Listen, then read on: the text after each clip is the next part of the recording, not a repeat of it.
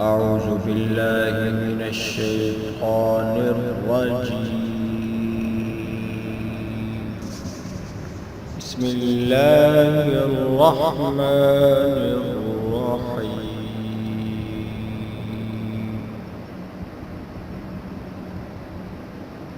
تبارك الذي بيده الملك وهو على كل شيء قدير. الذي خلق الموت والحياة ليبلوكم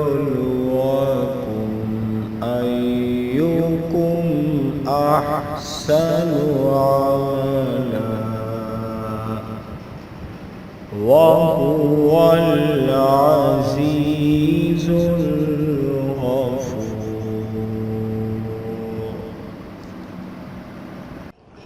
السلام علیکم ورحمۃ اللہ وبرکاتہ. پی کے ہیلتھ ٹپس کی جانب سے قاری مصطفیٰ آپ سب کی خدمت میں حاضر ہے. امید کرتا ہوں کہ میرے تمام ویورز اور سبسکرائبر اللہ تعالیٰ کی توفیق اور عنایت سے خیر و عافیت سے ہوں گے. دوستو آج کی اس ویڈیو میں آپ لوگوں کے سامنے صدقے کا جو اسلامی طریقہ ہے وہ بیان کرنے جا رہا ہوں. آئی تھنک پارٹ 1 میں اس کا بیان کر چکا ہوں، جس میں میں نے آپ لوگوں کے سامنے یہ بات بیان کی تھی کہ صدقہ ایک تو گوشت کا کرنا ضروری نہیں ہے، کسی بھی چیز کا صدقہ کیا جا سکتا ہے. دوسرا یہ میں نے آپ لوگوں سے شیئر کیا تھا کہ یہ اچھا نہیں ہے آپ کے لیے کہ آپ اپنا جو صدقہ ہے وہ کسی جانور کو ڈال دیں یا کسی پرندے کو ڈال دیں اور پھر آپ اس کو سر کے اوپر سے گزاریں. اور بعض لوگ کیا کرتے ہیں کہ اس گوشت کا جو صدقہ کرتے ہیں سر کے اوپر سے گزار کے اس کو قبرستان میں جا کے ڈال دیتے ہیں، چاہے وہ پھر کوئی بھی کھا لے، جانوروں کے لیے اس کو چھوڑ دیتے ہیں. تو اس پہ ہمارے بہت سارے ویور نے آبجیکشن لگایا تھا کہ شاید آپ کی اس بات سے ڈس ایگری کرتے ہیں. جاندار بھی تو اللہ تعالیٰ کی مخلوق ہی ہوتی ہے، تو اس کو صدقہ دینا کیوں کر جائز نہیں ہے. تو دوستو آپ لوگ یاد رکھیں کہ حضور صلی اللہ علیہ وسلم کی ذات اقدس نے ارشاد فرمایا کہ کسی بھی جاندار کو کھلانا پلانا، اس کی ہیلپ کرنا، یہ اس پہ اللہ تعالیٰ ضرور آپ کو اجر عطا فرمائیں گے، ثواب ضرور ملے گا، لیکن اس کو صدقہ نہیں فرمایا.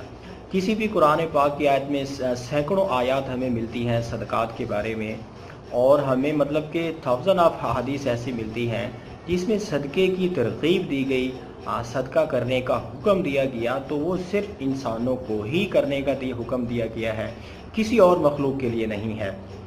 ایک حدیث میں آتا ہے کہ حضور صلی اللہ علیہ وسلم کی ذات اقدس نے ارشاد فرمایا الخلق عیال اللہ، یہ جو مخلوق ہے یہ اللہ تعالیٰ کا کنبہ ہے، اور ہم جب بھی کسی بھی اللہ تعالیٰ کی مخلوق کی ہیلپ کرتے ہیں تو اس سے ہمیں اجر اور ثواب تو ضرور ملتا ہے.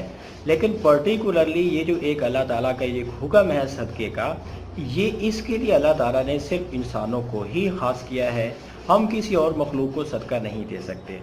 قرآن پاک کے اندر بھی صدقات کے جو مصارف بیان کیے گئے ہیں، انما الصدقات للفقراء والمساکین والعاملین والمؤلفۃ قلوبہم وفی الرقاب والغارمین وفی سبیل اللہ وابن السبیل. یہ 7-8 جو مصارف ہیں صدقات کے، زکوٰۃ کے، اللہ تعالیٰ نے خود قرآن پاک کے اندر بیان فرما دیے ہیں کہ ہم اپنا صدقہ فقراء کو دے سکتے ہیں، مساکین کو دے سکتے ہیں، جو عمال ہوتے تھے زکوٰۃ کو آگے تقسیم کرنے والے ان کو دے سکتے ہیں. مؤلفۃ القلوب مطلب جو نیو مسلمان ہوتے تھے ان کی تالیف قلب کے لیے، ان کو اسلام کی طرف اور رغبت دلانے کے لیے ان کو بھی ہم دے سکتے ہیں. اس کے علاوہ جو بہت زیادہ مقروض ہو اس کو بھی دے سکتے ہیں، غلاموں کو دے سکتے ہیں، قیدیوں کو دے سکتے ہیں، اور اس کے ساتھ ساتھ مسافروں کو دے سکتے ہیں، اور فی سبیل اللہ اللہ تعالیٰ کے راستے میں دے سکتے ہیں.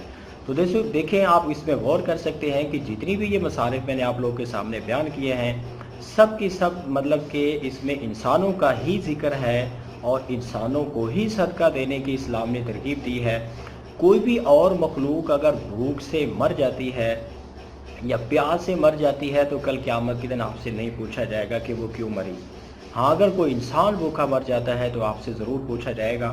ایک حدیث پاک میں آتا ہے کہ اللہ تعالیٰ ارشاد فرمائیں گے کل قیامت کے دن کہ میں بھوکا تھا آپ نے مجھے کھلایا کیوں نہیں، میں پیاسا تھا آپ نے مجھے پلایا کیوں نہیں، میرے پاس پہننے کے لیے کچھ نہیں تھا آپ نے مجھے پہنایا کیوں نہیں. تو وہ آدمی عرض کرے گا کہ یا اللہ آپ تو ان چیزوں سے پاک ہیں، تو میں کیسے ایسا کر سکتا تھا. تو اللہ ताला इरशाद फरमाएंगे कि आपके पड़ोस में जो फलां गरीब रहता था, आपने उसको खिलाया क्यों नहीं, उसको पिलाया क्यों नहीं, उसकी हेल्प क्यों नहीं की। तो कहना मैं ये चाहता हूँ कि सदका हम जब भी करेंगे सिर्फ इंसानों के ऊपर करेंगे, किसी भी जानवर को हम नहीं डाल सकते। उस पे अजर के मुस्तहिक तो आप ज़रूर होंगे, लेकिन आपको उस पे सदक़े का सवाब नहीं मिलेगा। दूसरी बात मैंने आप लोगों के सामने ये बयान की थी कि हम सदका जब करते हैं तो उसमें हम ज़रूरी नहीं कि मीट का ही सदका करें, गोश्त का ही करें।